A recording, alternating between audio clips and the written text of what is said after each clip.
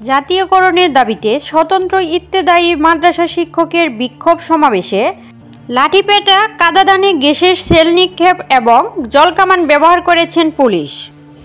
রবিবার দুপুর ১টার দিকে রাজধানীর শাহবাগ মোড়ে এই ঘটনাটি ঘটেছে। এতে কয়েকজন মাদ্রাসা শিক্ষক আহতও হয়েছেন। জানা যায়, বাংলাদেশ মাদ্রাসা শিক্ষা বোর্ড থেকে রেজিস্ট্রেশনপ্রাপ্ত স্বতন্ত্র ইবতেদায়ী মাদ্রাসাগুলোকে প্রাথমিক বিদ্যালয়ের ন্যায় জাতীয়করণের দাবিতে বিক্ষোভ করেছিলেন মাদ্রাসার শিক্ষকরা। তারা দুপুরে প্রধান উপদেষ্টার কার্যালয়ে স্মরণলিপি দিতে জাতীয় জাদুঘরের সামনে দেওয়া পুলিশের ব্যারিকেড ভেঙে সামনে আগাতে চাইলে তাদের লাঠিপেটা, কাঁদানে গ্যাসের সেল নিক্ষেপ এবং জলকামান ব্যবহার করে ছত্রভঙ্গ করে দেয় পুলিশ। ওই সময় আহত শিক্ষকদের রিকশায় তুলে ঢাকা মেডিকেল কলেজ, ঢামেক হাসপাতালের দিকে নিয়ে যান সহকর্মীরা।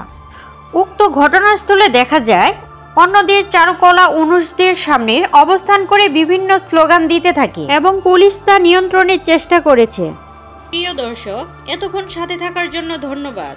এরকম আরও নিত্য নতুন সংবাদ পেতে আমাদের ওয়াইটিভি নিউজ চ্যানেলটি সাবস্ক্রাইব করুন এবং আপনাদের ভালো লাগলে লাইক, কমেন্ট, শেয়ার করে পাশেই থাকুন।